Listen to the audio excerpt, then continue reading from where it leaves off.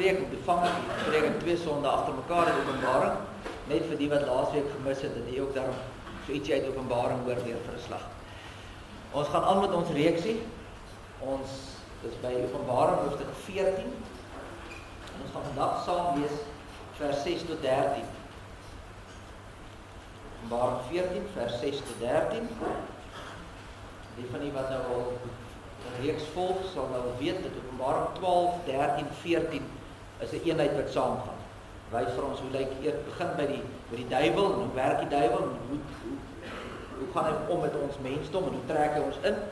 En in hier hoofstuk 14, dan kom ons, die eerste gedeelte wat ons laas by stilgestaan het ons sien, maar daar's hoop, want daar's ook die lam.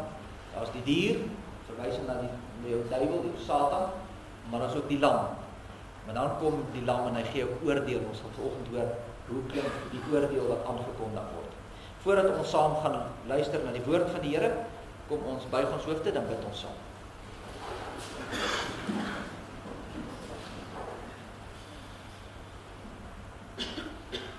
Here, onse Here, hoe lieflik is U naam oor die ganse aarde. Hoe wonderlik is dit vir ons om vanmôre as U kinders hier by mekaar te wees in die huis, om U te kan aanroep as ons God en Vader, om hier te kan besig wees met U woord. Here, in ons gebed is dat wanneer ons op hierdie besondere wyse hier byeen is, dat U ook met ons sal wees deur die Gees en ons helderheid van verstand sal gee, aanvanklike harte, sodat wanneer ons na U woord luister, dat ons ook sal hoor en dit sal glo en dit ook sal gaan leef na buite. Ons dankie vir elkeen wat hier is. Ons dankie vir die gesondheid en kragte. Maar U is ook die wat seer het, die wat hartseer is. Ons dankbaar vir die Du Plessis gesin wat hier is, wat in die afgelope week by 'n oop graf is. Here, dankie dat U ook hulle ondersteun en dra deur die Gees. Ons dankie vir Tannie Letty wat hier saam met ons kan wees vanmôre weer, ten spyte van haar ongesteldheid. Ons bid vir oom Johan van Eck wat nog in die hospitaal is na die plaasaanval. Ons bid en vra dat U tog met hulle besonder sal wees, maar hier is ook baie ander wat siek is, wat swaar kry, wat deur beproewings gaan. Ons bid en vra dat U ook vir ons sal help, dat ons mekaar sal help. Dat ons getrou U woord sal uitleef en mekaar se laste sal dra. Dat ons hande sal uitstrek na mekaar en daar waar ons kan, dit ook ligter maak vir ons medemens. Here, ons dankie vir die gemeente waarvan ons kan deel. En ons gebed is dat U ons werklik waar sal gebruik, dat hier waar U ons geplaas het, dat ons nie maar net Sondag Christene sal wees nie, maar dat ons dit wat ons hier hoor, ook sal gaan leef daar buite, sodat U naam verheerlik word en die koninkryk gebou sal word. En daarom as ons so by mekaar is ons gebed dan ook, dat U dit rustig in ons gemoed sal maak, en dat U tot elkeen van ons nou sal spreek. Here, maak ons ontvang. Ons bid dit in Jesus naam. Amen. Die van die wat besoekers is, sal nou hoor, Openbaring is nie ligte musiek nie, dis 'n swaar boek, dit is baie simboliek, dit is baie beelde, weet dit is 'n moeilike boek om deur te werk, maar soos wat ek laasweek ook gesê het, dit is die woord van God. En ons moet tog ook vra, maar hoekom is dit hier en wat sê dit vir ons vandag? En daarom, wanneer ons die gedeeltes deurwerk, weet dit swaar, weet van die lidmate wat my sê, nee, die wil jy nou nie maar klaar kry met die Openbaring. Dit vat daarom nou verskriklik lank en is moeilik, weet dit is. Maar die gedagte is dat U hier ietsie sal hoor, dit weer gaan oordink, dit weer gaan lees, en daaraan gaan kou, want dit is toch daar ook vir jou, vir my. Elkeen van ons moet dit hoor. Dit is ook vir ons van toepassing. So kom ons hoor wat sê die Here vanmôre, Openbaring 14 vanaf vers 6. En ek het 'n ander engel in die middel van die lug sien vlieg met 'n ewige evangelie om te verkondig aan die bewoners van die aarde en aan alle nasies en stamme en tale en volke. En hy het met 'n groot stem gesê, vrees God en gee hom heerlikheid, want die uur van sy oordeel het gekom. En aanbid hom wat die hemel en die aarde en die see en die waterfonteine gemaak het. En 'n ander engel het gevolg en gesê, geval het Babylon, die groot stad, omdat sy al die nasies laat drink het van die wyn van die grimmigheid van haar boerery, En 'n derde engel het hulle gevolg en met 'n groot stem gesê, as iemand die dier en sy beeld aanbid en 'n merk op sy voorhoof of sy hand ontvang, sal hy self ook drink van die wyn van die grimmigheid van God, wat ongemeng ingeskink is in die beker van sy toorn. En hy sal gepynig word met vuur en swaal voor die heilige engele en voor die lam. En die rook van hulle pyniging gaan op tot in alle ewigheid. En hulle het dag en nag geen rus nie. Hulle wat die dier en sy beeld aanbid, en elkeen wat die merk van sy naam ontvang. Hier kom die leidsaamheid van die heiliges te pas. Hier is hulle wat die gebooie van God en die geloof in Jesus bewaar. En ek het 'n stem uit die hemel aan my hoor sê, skryf, salig is van nou af die dode wat in die Here sterf. Ja, sê die Gees, sodat hulle kan rus van hulle arbeid en hulle werke volg met hulle. Tot sover uit die woord van die Here. Salig is ons as die woord van die Here hoor en dit ook in ons harte bewaar. Nou geliefdes, ek net vanmôre vir julle moet vra om die grootste of die mooiste of die belangrikste aankondiging wat jy kan maak van God. As jy nou een ding moet kies en jy moet dit nou aankondig vir die wêreld, wat sal dit wees? Wat wil jy sê vir die wêreld oor God? Dalk sal iemand sê God is liefde. Dis nogal 'n populêre een in die samelewing waar ons vandag is. God is liefde. Of dalk sal jy eerder sê God is genadig. God vergewe my sondes.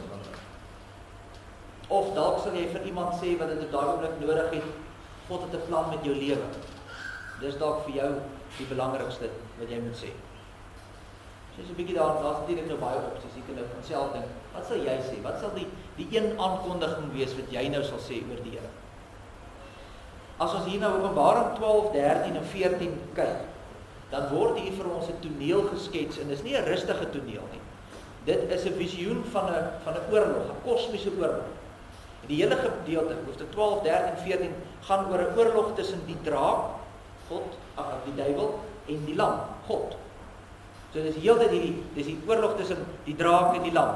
Die oorlog tussen wie gaan aanbid word en wie gaan uiteindelik die heerser van hierdie wêreld wees. Dis wat ons in hoofstuk 12, 13 en 14 sien. En soos wat hierdie verhaal nou vir ons vertel word daar nou spanning opgebou. Dis heeltyd, maar wat gaan gebeur? Wat gaan gebeur? Hoe gaan die einde wees? Wat gaan uiteindelik gebeur? En die spanning word opgebou en opgebou en opgebou. En dan kom die Here hier in vers 14 en dan wys hy vir Johannes hierdie beeld van 3 engele. Dis nou op die hoogtepunt van hierdie verhaal en die spanning loop nou hoog. Wat gaan in die eindtyd gebeur? En dan word daar 3 engele gewys. En die eerste engel lees ons het 'n ewige evangelie wat hy bring om die hele wêreld aan die hele wêreld te verkondig. So in hierdie klimaks, hierdie hoogtepunt van hierdie verhaal, kom daar uiteindelik hierdie boodskapper van die Here met 'n finale boodskap aan die wêreld. Dis die laaste wat nou gegee word voor die eindtyd nou kom. En wat verwag jy sou hy nou sê? Sou hy dalk sê God is liefde? Sou die engel dalk sê, maar kom maar net soos jy is, moenie bekommerd wees, kom net. Sou die engel dalk iets sê soos, moenie bekommerd wees nie, alles sal regkom. Maar het jy gesien wat sê hy? Daar staan, as hy sy mond oopmaak, sê hy, vrees God, want die uur van sy oordeel het gekom. Nou wonder ek hoeveel van julle sou daai opsie gekies het toe ek heel in die begin vir jou gesê het, watter aankondiging sal jy van die Here maak? Hoeveel van julle sou gesê het, vrees God, want sy oordeel kom. En as ons eerlik is nou self, hou ons nie baie van daai woord nie, al staan dit in die Bybel, en al moet ons ag gee daarop, hou ons nie van daai boodskap nie. Laat ons 'n bietjie ongemaklik voel. En die vraag is vanmôre, maar wat moet ons hiermee maak? En ons gaan vanmôre so 'n bietjie na die teks kyk en sien wat gebeur hier in hierdie gedeelte. Ons gaan dit doen aan die hand van die 3 engele. Ons gaan kyk wat gebeur met elkeen van hulle. En hopelik sal jy dit vir jy so 'n bietjie makliker maak. En sal jy ook verstaan wat dit bedoel as daar staan vrees God, want sy oordeel het gekom.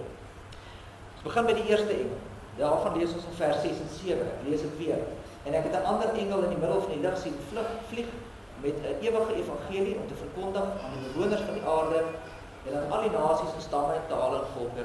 En hy het met 'n groot stem gesê, vrees God en gee hom heerlikheid, want die uur van sy oordeel het gekom en aanbid hom, want die hemel en die aarde en die see en die waterfonteine gemaak het.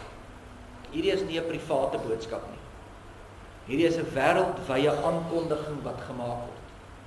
Alle nasies, alle stamme, alle volke, alle tale. Met ander woorde, niemand gaan eendag kan sê, "Haai maar ek het nou nie geweet nie. Ons het nou nie geweet van die ding nie. Dit was nie eintlik vir ons bedoel nie." Hy sê dit is 'n ewige evangelie. En die oomblik as ons natuurlik die woord evangelie hoor, dan dink ons natuurlik aan dinge soos genade en vergifnis en die Here Jesus wat sterf aan die kruis. Dis mos die blye boodskap. Dis mos wat evangelie beteken. Die blye boodskap. En dis dadelik wat in ons gedagte aan inkom. Ons hoor die blye boodskap. Maar wat is die boodskap hier? Wat is die blye boodskap? Hy sê vrees God, want sy oordeel het gekom. Dit is nie 'n ander evangelie nie. Dit is nie iets anders as wat die hele Bybel leer nie. Die hele Bybel sê vir ons, daar gaan 'n oordeelsdag kom.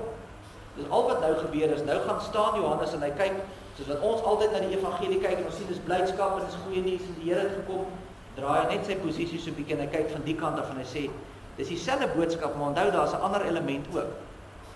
En daar's ook 'n oordeelselement, daar is ook regverdigheid en oordeel wat moet aanbring. Maar die oomblik wat ons hoor dat oordeel goeie nuus is, dan val die toorn nou heeltemal af, want dit maak mos nie sin nie. Hoe kan oordeel goeie nuus wees? Maar oordeel is goeie nuus vir die gelowige, en dis tog waarvoor ons wag, is dit nie? Is dit nie waarvoor jy smag nie? Is jy nie al moeg vir die wêreld en kyk hoe negatief is dit, en almal kom weg met alles, en niemand word ooit toegesluit nie, en almal maak net wat hulle wil, en dan word miljoene gesteel, en ons sê, wanneer gaan hierdie ongeregtigheid stop? Ons as gelowiges smag na geregtigheid. En daarom is die oordeelsdag vir ons 'n wonderlike. Dit is die goeie nuus. Die oordeel kom. Maar vir die ongelowiges is dit natuurlik nou nie so lekker nie. Vir hulle is dit 'n verskriklike aankondiging vir die wat teen die Here rebelleer. En dan sê die engel hier 3 dinge. Hy sê vrees God, gee vir hom heerlikheid en aanbid hom. En hy gebruik spesifiek hierdie woorde, want as jy net in die vorige hoofstuk gaan lees, as dit kom by die gedeelte wat gaan oor hoe die duiwel en sy mense werk, dan staan daar, hulle het die dier gevrees, en hulle het die dier verheerlik, en hulle het die dier aanbid. So jy hoor, dis hierdie stryd die hele tyd tussen die mense van God teenoor die mense van die wêreld. En die mense loop agter die wêreld aan, agter die duiwel aan, in plaas van die Here. So hierdie eerste engel wys vir ons dis 'n oproep tot bekering. Dis 'n ernstige oproep, sê kom tot bekering. Hou op met die valse aanbidding. Hou op om agter geld en seks en mag en status en wat ook al jy belangrik ag in hierdie lewe. Hou op om hierdie goed na te jag. Want hierdie dinge gaan geoordeel word. God se oordeel is naby. Nou ek moet sê dis nogal 'n harde inslag.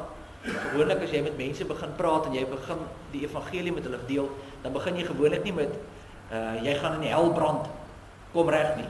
Alhoewel ek altyd 'n vriend, hy het 'n vriend wat altyd sê dis die beste manier hoe jy dit kan doen. Jy steek die vuurhoutjie aan, druk daai warm vuurhoutjie in sy neus en sê rykie swaal. Besef daar's 'n hel wat kom. En dit gewoonlik nie so goeie resultate nie. Gewoonlik begin ons eerder met 'n bietjie meer 'n liefdesinslag en sê maar die Here trek jou nader en die Here is genadig en die Here, maar hier begin hy nie so nie. Hy sê vrees die Here, sy oordeel kom. En hy doen dit met 'n rede want dit gaan oor bekering. En jy kom net tot bekering wanneer jy besef met wie jy te doen het. Wanneer jy besef dat jy met die lewende God te doen het, dan is daar bekering. En dis hoekom hy hierdie erge inslag sê, vrees God. Maar jy moet tog nog steeds raak sien dat daar ook nog 'n stuk genade hier is. Want God roep nog steeds mense tot bekering. Dis dalk hard en is reg op die man af, maar dis nog steeds 'n stuk genade. Want God sê, kom. Daar is altyd hierdie balans. God is nie net liefde nie, maar hy is ook regverdig. Daar is altyd balans. En dis sien ons in die eerste engel. Dan kom ons by die tweede engel, dis vers 8. En 'n ander engel het gevolg en gesê, geval het Babylon, die groot stad, omdat sy al die nasies laat drink het van die wyn van die grimmigheid van haar hoerery. Nou dis 'n beeld wat gebruik word. Die stad Babylon was nog altyd die stad of die simbool van dit wat teen God is. Onthou mos die toring van Babel, was teen God, gaan lynreg teen wat hy gesê het. Dink aan later jare die stad van Nebukadneser, die Babiloniërs, die groot koning Nebukadneser wat gedink het hy is die beste en die sterkste en die mooiste, hierdie hoogmoedigheid van die wêreld. Dis 'n beeld van opstand teen die Here. En dis wat die stad Babylon uitbeeld. Maar nou sien jy daar word aangekondig in verlede tyd, geval het Babylon. Nou dis 'n skryfstyl om te sê, dit gaan verseker gebeur. Omdat dit verseker so sal wees, skryf hy dit al in die verlede tyd om te sê, dis asof dit al reeds gebeur het. En dis hoekom dit in die verlede tyd geskryf word. Nou wat beteken dit? Wat sê hierdie teksie vir ons? Dit sê vir ons, die eerste engel kom sê vir ons, weet jy wat, alles en almal staan onder die oordeel van God. En in die tweede engel kom wys vir ons, dit wat ons aan vashou, dit wat ons bewonder, dit wat ons belangrik ag, die goed van hierdie wêreld, dit wat vir ons indrukwekkend is, dit gaan ook onder God se oordeel word. Dit gaan ook geoordeel word. En moenie 'n fout maak nie. Daar's baie indrukwekkende goed in die wêreld. Mense vermag verskriklik baie. As jy net gaan kyk na die mediese wetenskap. Dit is nog verbaas gewees om te sien toe ek nou die voorbereidings doen dat daar 22.500 mense in Suid-Afrika is volgens die laaste sensus wat ouer as 100 is in Suid-Afrika. Dis baie mense. Hoekom? Want mediese kundigheid het ontwikkel. Mense word nou ouer, dis indrukwekkend. As jy dink aan wat mense bereik in terme van bou en argitektuur, ek weet nie of julle gesien het daai groot kathedraal wat nou in die laasweek, ek dink die 26ste Februarie het hulle nou afgehandel. Ek sien Sagrada Familia, is die kathedraal se naam. Nou as ons het gedink, ons gaan nou 'n groot kerk bou, ons kerktoring gaan 17 meter hoog staan. Daai kathedraal in Spanje se hoogste punt, die hoogste toring is 172 meter hoog. Dit is fenomenaal. As jy gaan Google tog dit bietjie, gaan kyk na daai massiewe gebou. Hulle het in 1883 begin bou en hom is nou hierdie jaar klaar gemaak.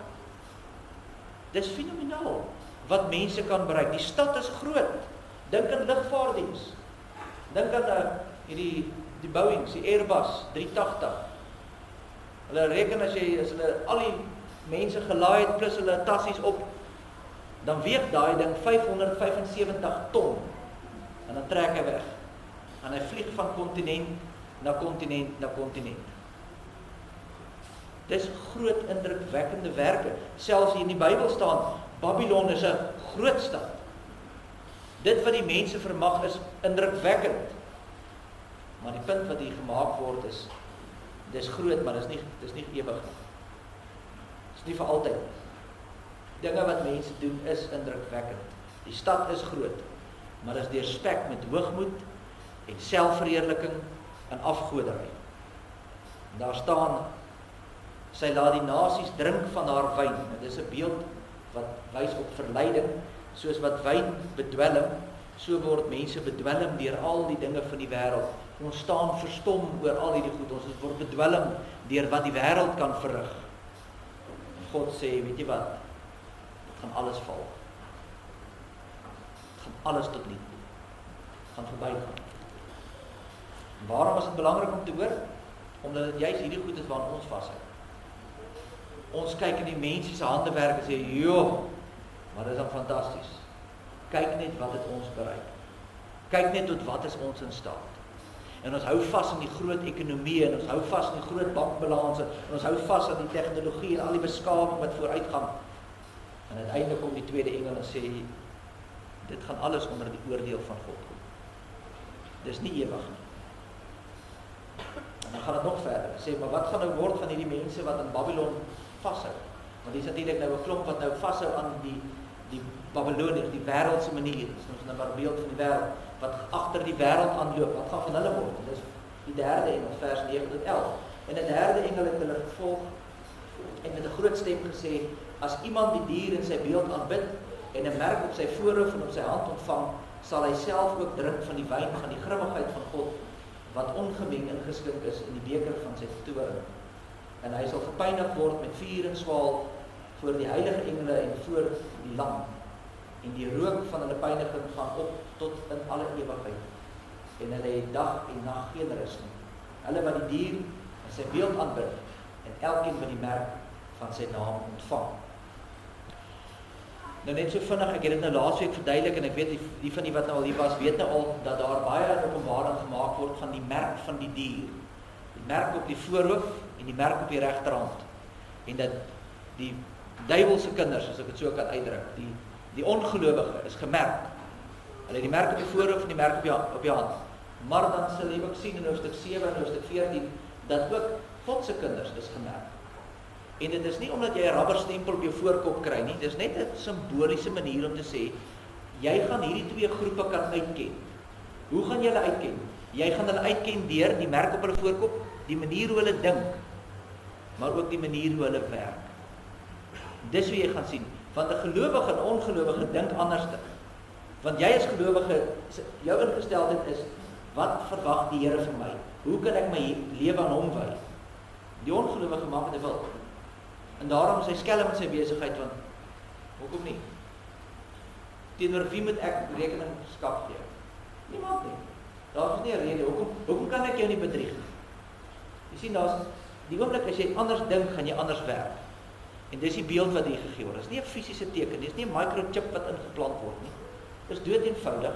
Hoe gaan hy werk? Hoe gaan hy dink en hoe gaan hy werk? En daar's 'n duidelike verskil. En nou sien ons in hierdie teks praat hy hier van die sonde wat die mense doen. Hy sê, hy beskryf dit as die aanbidding van die dier en die merk wat die mense ontvang. En wat se probleem is, wat se sonde is dit hierso waaroor hy praat? Hy praat hier van afgoderry. Mense wat doen wat hulle wil in plaas van te doen wat God vir hulle sê om te doen. En dis waaroor dit hier gaan. Dit gaan oor afgoderry. Nou, ek het dit al vir 'n paar keer gesê, en ek sê dit weer hier.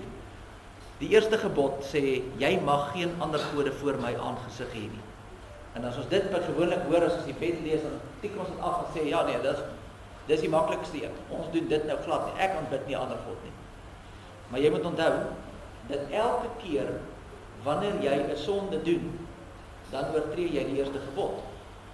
Dan is jy besig met afgoderry. Want wat gebeur? God stel sy standaard en sê, ek is God, hier's my standaard. Jy moet dit nakom. En wat maak jy as jy sonde doen? Jy sê nee, wat ek gaan bo God. Ek doen wat ek wil. So wat jy gedoen, jy het jouself in God se plek geplaas en jy aanbid jouself. Kom ek verduidelik, kom ek maak dit prakties. Jy ry pad kerk, lekker rustig, ons is nou betyds vir kerk, ons ry 80, 90, en boeps, hier 50 meter voor jou draai 'n taxi voor jou in. En jy vloek vol. Want nou moet ek rem en ek moet die kar stuur en ek gooi amper die kar om en is so kwaad. Ek vloek vol. God sê jy mag nie ander mense vloek nie. Jesus sê om te vloek is net so goed om dood te maak. So jy het nou die wet oortree. So wat het jy daai oomblik gedoen? God het gesê, hier's my wet. Ek is God. Jy mag nie doen wat ander gode doen. Jy moet doen wat ek doen. Nou het ek myself bo dit, want ek het besluit, op daai oomblik is ek kwaad genoeg, ek gee nie om wat God sê nie, ek sê vir hom wat ek wil sê. So weet jy wat jy gedoen? Jy het jouself God gemaak. Jy het sopas afgoderry beoefen. En dis elke sonde wat ons doen. Nou ons as gelowiges kom natuurlik tot bekering. En ons besef en ons sê, Here, ekskuus. Daar het ek alweer gegly geval, wees my tog genadig. Maar die wêreld doen dit nie. Die ongelowige hart kom nie tot bekering nie. Dis reg, ek sê van wat ek wil, want ek is die baas. Jy hoor die verskil, jy hoor waar kom afgoderry in elke een van ons lewens.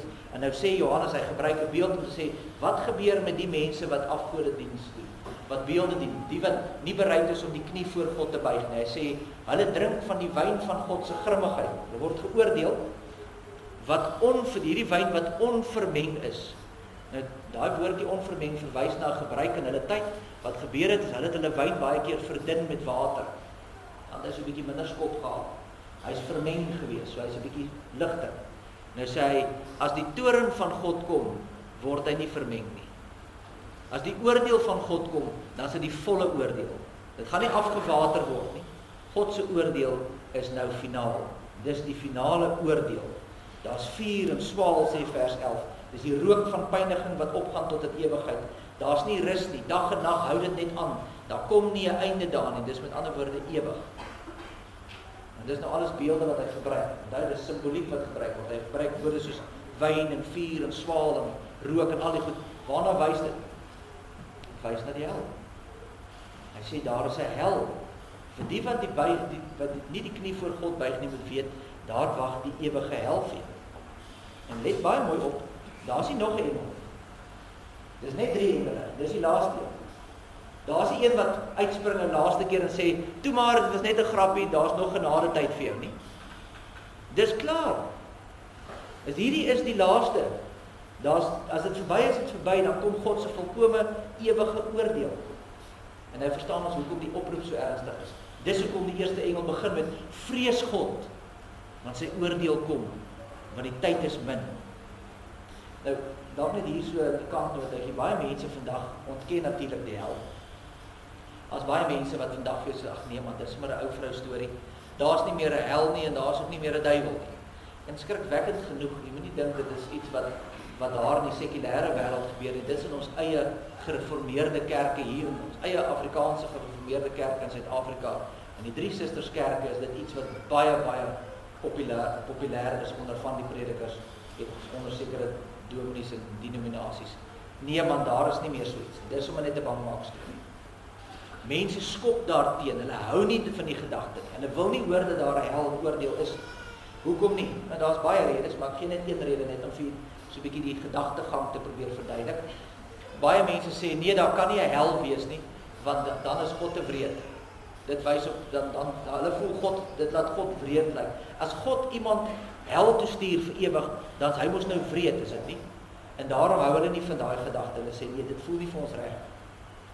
Die rede daarvoor is omdat hulle van God, en ons almal doen dit maar, ons maak 'n karikatuur van God. Nou, vir die kinders, dan waarskynlik nog nie baie van die woord karikatuur gehoor nie. 'n Karikatuur is amper soos 'n tekenprentjie. Baie van julle nou sien op julle WhatsApp status het julle nou hierdie AI fotootjies, hierdie kunsmatige intelligensie. Dan het jy nou jou fotootjie gevat en dan maak hy van jou ietsie. Jy het gewoonlik so 'n klein lyfie en 'n groot kop en dan hou jy nou ietsie vas en dan verduidelik dit nou wie jy is. So as ek sal nou tipies, as ek nou van myself so karikatuur moet maak, dan sal dit nou 'n mannetjie wees met 'n groot kop en 'n boepensie en 'n Bybeltjie, want ek is nou die dominee, weet so. En dan kan almal nou sien as hulle die karikatuur sien, dan sê hulle, hy's 'n dominee, dis wat hy vir 'n lewe doen. Nou dis wat ons doen met God. Ons maak 'n karikatuur van God. En wat is die een ding wat mense altyd van God doen? Hoe lyk mense se prentjie oor God altyd? God is liefde. God is liefde. Maar die gevolg is, ons dink in terme van menslike liefde, en as ons aan liefde dink, dan dink ons aan prentjies soos hartjies, blomme, en unicorns, en skoenlappers, en hoe sê die Engelse spreekwoord, sugar and spice and all things nice. En dis die prentjie wat ons nou vorm in ons gedagte, want God is mos liefde. En die oomblik wanneer daar gesê word, daar's 'n hel, dan val die tor af. Nou kan ons dit nie meer verstaan nie. Nou is dit vir ons, nee, maar dit maak net nie sin nie. Want dit pas nie in by hoe ons God sien nie. En hy sien, maar die probleem is, ons is alweer by afgoderry, maar nou is ons by die tweede gebod. Jy mag nie beelde van God maak nie. So wat doen mense? Ons dink God moet so wees, want hy moet ons mos vergewe. En hy moet mos lief wees vir ons. En hy moet net altyd ons seën. Want dis mos wat ons vandag hoor in kerke. En dan kom die waarheid van die skrif en sê nee. Nee, weet jy wat, God is nie net liefde nie, God is ook geregtigheid. En geregtigheid is nooit wreed nie. Geregtigheid is regverdig. Dit is my altyd so ironies dat mense wat sê hulle glo nie in die hel nie, word so kwaad en hulle wil altyd mense straf. Want daar sal nou iets gebeur in hulle eie land. So, vat nou ons as voorbeeld. Dis mense in Suid-Afrika wat ook sê nee, daar's nie hel. Maar as hulle hoor van 'n plaasaanval, of hulle hoor van miljarde wat alweer gesteel is, of hulle hoor van 'n verkrachting of 'n inbraak of wat ook al, dan is hulle kwaad. Dan sê dit kan nie wees nie. Daai mense moet gestraf word. Dit mag nie ongestraf verbygaan nie. Hulle hunker na reg en geregtigheid. Ons wil straf hê vir dit wat verkeerd is. Maar dan kom God met die volmaakte straf. En hy sê, nou maak ek 'n einde aan hierdie gemors en ek straf vir ewig. Dis verby, dis klaar. Die wat nie gebuig het voor God nie, sal in die hel brand vir altyd. Nee, dis daarom nie reg. Nee, nou is dit nou nie reg. Hoor jy die teenstrydigheid? Ons wil hê mense moet gestraf word. Ons smag daarna, maar ons wil dit doen op ons terme. As God volmaak kom wys, hoe doen hy dit? Dan sê mense, nee, dis nie reg nie. En my liewe broer, geen nie om wat jy voel nie. Maak nie saak wat jy voel. Wat saak maak is, wat staan hier? En wat hier staan, dan is die ewige hel. As jy nie die knie buig voor die Here nie, dan is daar 'n ewige hel wat vir jou wag. En dit bring ons dan by die laaste vers 12 en 13. Vers 12 lê die klem daarop, hy sê, jy moet lydsaamheid hê, jy moet nou rus vind by die Here, jy moet geduldig wees en by die Here uiteindelik jou saak neerlê. Want hy is die een wat uiteindelik sal wraak neem. En dit bring natuurlik vir ons troos. Ons hoef nie wraak te neem. Ons hoef nie die foute te gaan regmaak. Dit is nie in ons hande nie. Ons moet dit laat in die hande van die Here. Dis wat God sal oordeel. So die eerste oproep wat ons hier in vers 12 sien, is om te volhard. Hy sê, wanneer die wêreld dan vir jou onregverdig lyk, wanneer die goed met jou gebeur, soos wat dit nou gebeur, en jy voel maar, ek kom net nooit voor nie, die bose voel, dit voel heeltyd vir my aanval, ek kom net nooit daar waar ek wil wees nie, en dit hou my terug, en dit voel so onregverdig, dan moet jy uiteindelik terug staan en sê, en onthou dat God sê, maar die wraak kom uit, en dit bevry jou. Dit bevry jou van jou bitterheid, want weet jy wat, as jy die hele tyd self wil wraak neem, dan gaan jy 'n verbitterde suurknol wees, en alles gaan in die lewe sleg wees.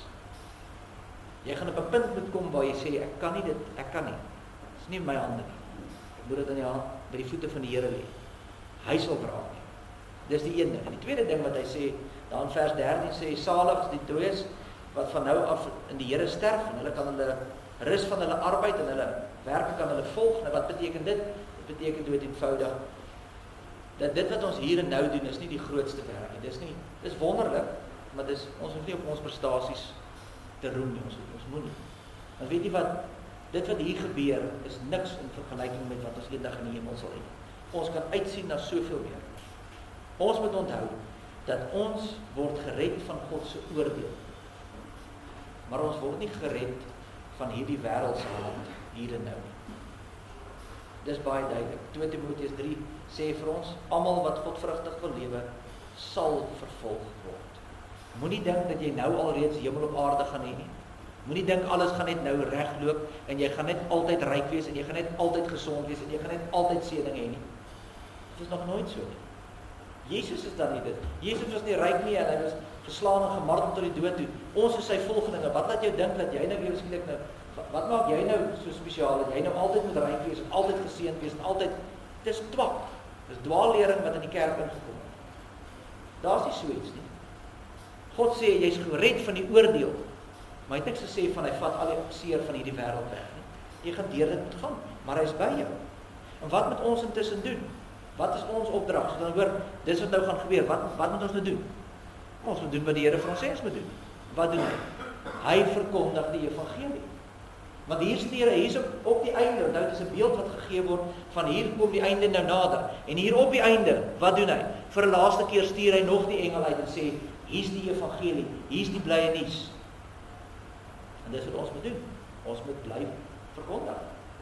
Dit is natuurlik nie vir ons lekker nie, want as dit sleg gaan met ons, wil ons nie goeie dinge doen nie. As iemand daar by die werk jou 'n bietjie knuffel en 'n bietjie afknou, dan jy is nou nie lus om nog hom te gaan deel, vir haar te gaan deel oor die evangelie en die goeie nuus van vergifnis en genade.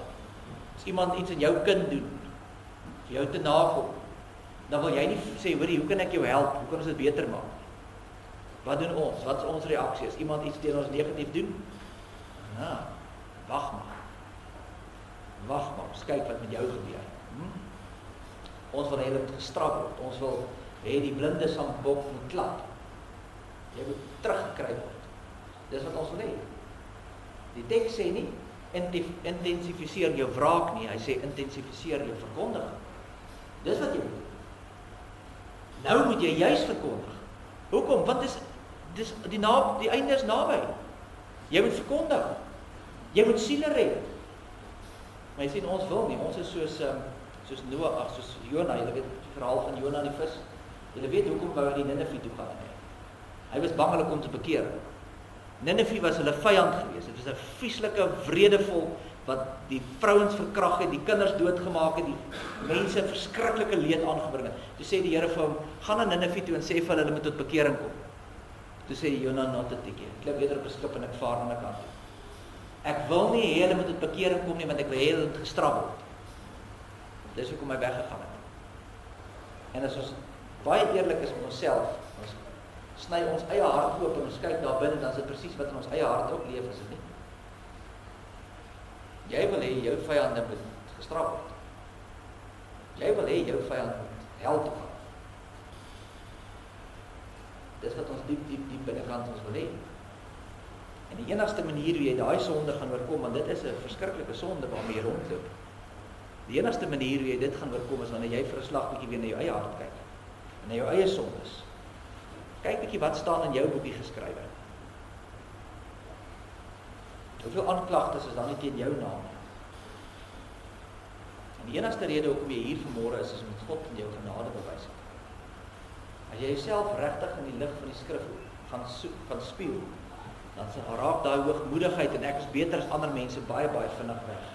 En dan besef jy ek is nie beter nie. Dit is uit en uit net genade. En dan verander iets in jou. Want as iemand dan na jou toe kom met geweld of onderdrukking of hulle sê jou sleg of wat ook al gebeur, dan besef jy, weet jy wat, daai mense kom uit dieselfde donkerte as wat ek eens was. Die enigste rede hoekom ek nie nog daar is nie, is omdat ek genade gevind het in die Here. Omdat hy my hart verander het. Omdat hy sy hand na my uitgestrek het. En dan is die opdrag, verkondig aan hom die evangelie, want dis al wat jou gered het, is dit nie? Gaan ons hierdie wêreld 'n beter plek maak. Ons gaan nie dit doen deur vir mense sop kombuise oop te maak en korsies te gee nie. Kan help. Maak ten minste die maag vol. Verander nie mense se harte nie. Die enigste ding wat die hart verander, is die evangelie van Jesus Christus. En dis wat jou vyand nodig het. Dis wat jy moet gee. So geliefdes, as ons dan die vraag moet vra, wat is die grootste aankondiging wat jy oor God kan maak? Dan is dit nie net dat God liefde is nie, maar ook dat God heilig is. En dat hy regverdig oordeel. En dat hy aan sondaars genade bewys voordat dit te laat is. Die ewige evangelie is hard, is so. Sê vrees God, verseker, maar vrees hom terwyl die deur van genade nog oop is. Weet jy wat? Die stad van Babylon sal val. Hierdie wêreldse gemors, hierdie wêreldse sataniese maniere en denke, dit sal tot 'n val kom, verseker. Dis hoekom hy sê geval het Babylon. Dis uitgemaak, dit sal verseker gebeur. Ons moet net nie verlore raak daarin nie. Ons moet nie ons hart verhard in hierdie situasie. Ons moet nie verbitterd raak nie. Maar ons moet juist die oproep hoor te sê, maar nou moet ons verkondig. Die Bybel lê al teen die wortels. Hy gaan nou val. Die tyd is min. Daarom sê hy gaan verkondig. Vas in die lam, bid tot hom alleen, vrees hom alleen. En hou aan verkondig in die wêreld te verhoog. Amen. Kom ons bid.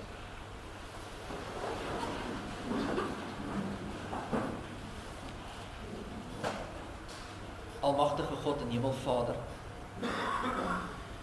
Here, wanneer ons u woord hoor, dan sny dit tot teen die been, want elkeen van ons wat hier sit, het al per geleentheid 'n vyand gehad wat ons gewens het word gestraf. En as ons baie eerlik is met onsself, dan is ons maar niks anders as Jona nie. Ons hardloop weg van ons roeping om te verkondig, want ons is bang, net nou kom daardie persoon tot bekering. Net nou is daar ook vir hom of haar vergifnis. En daarom wil ek dit nie doen nie. Daarom wil ek nie genade preek en die evangelie aan my medemens bring nie. Here, wees ons tog genadig as ons hierdie afgoderry mee in ons lewens besig is, waar ons onsself bo u plaas. En dit lei ons tog op die regte pad. Dankie dat u ook hierdie teks vir ons laat opteken het, sodat ons dit kan oordink en kan sien en kan verstaan. Here, mag ons hier uitgaan verander in ons harte. Nooit weer dieselfde hieroor te dink nie. Dankie dat u genade ook aan ons bewys is. Want u bring dit vir ons voordat die tyd te laat is. Ons hoor dit vanmôre nog. En ons het tyd om reg te maak. Werk in ons hart deur die Gees en lei ons op die regte paai. Ons bid dit in Jesus naam. Amen.